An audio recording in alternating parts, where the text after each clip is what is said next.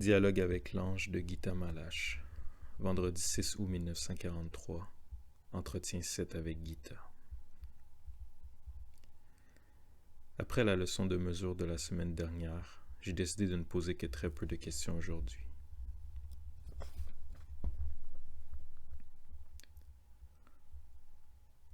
Demande. Gita. Ma vue est brouillée. Mon cœur est incertain. Comment pourrais-je mieux te voir? Comment pourrais-je mieux te sentir? Je pourrais alors me former à ton image avec plus de certitude.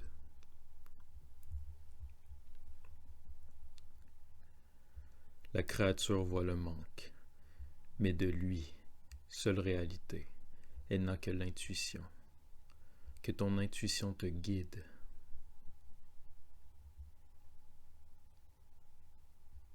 Gita. Comment graver tes paroles en moi pour qu'elles brûlent? J'ai toujours peur qu'elles ne s'effacent. La peur est le refuge des faibles. Il n'est pas question de faire partie des faibles. Je proteste immédiatement. Ce n'est pas de cette manière-là que j'ai peur. Avec une sévérité teintée d'ironie, c'est de cette manière-là que tu as peur. Gita. Alors je travaillerai pour m'en débarrasser.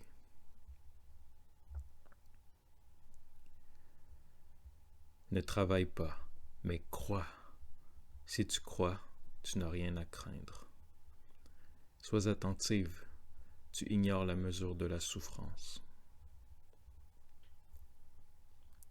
Depuis mon enfance, chaque fois que je le pouvais, j'ai évité par de petits mensonges les choses désagréables. Mais quand je souffre démesurément.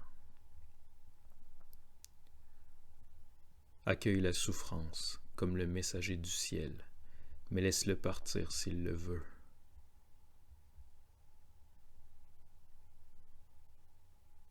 Gita. Comment est-il possible d'accueillir la souffrance et d'être en même temps joyeuse? Avec un sourire. C'est possible parce que tu es sur le bon chemin. Je sens que le bon chemin est mon propre chemin, celui qui n'appartient qu'à moi. J'ai encore des questions à poser, mais je me souviens de la leçon de mesure, et je me tais.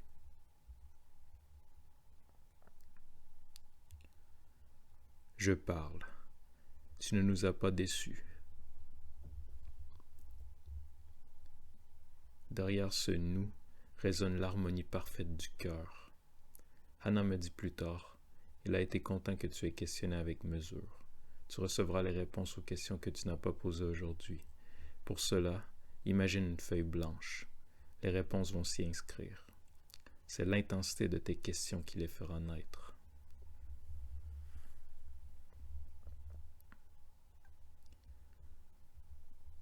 Vendredi 6 août 1943. Entretien 7 avec Lily.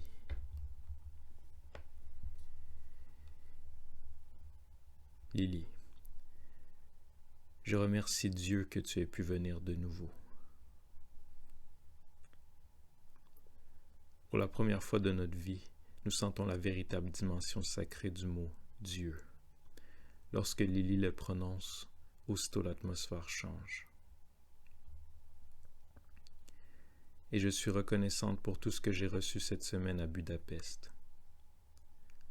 Lily a senti une aide inattendue. Je n'ai pas pu remercier par la prière.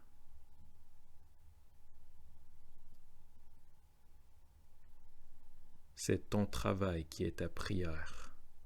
La prière est l'aile des sans-ailes. Tes ailes poussent déjà. Lily. Peux-tu me dire quel est mon point le plus faible pour que je me corrige? Non. Pour le moment, réjouis-toi. En lui disant « Réjouis-toi », l'ange continue ce qu'il a fait toute la semaine avec Lily, la combler de cette joie qu'elle n'avait jamais connue dans son enfance. Lily. J'ai été si heureuse cette semaine, comme jamais. Moi aussi j'étais heureux, mon petit serviteur.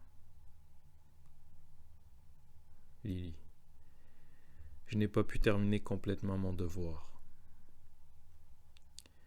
Comme l'ange lui avait demandé, Lily avait essayé de définir ce qu'était son travail.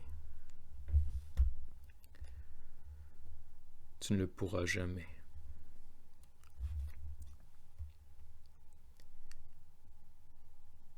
Lily. J'aurais voulu apporter quelque chose d'entier, de rond.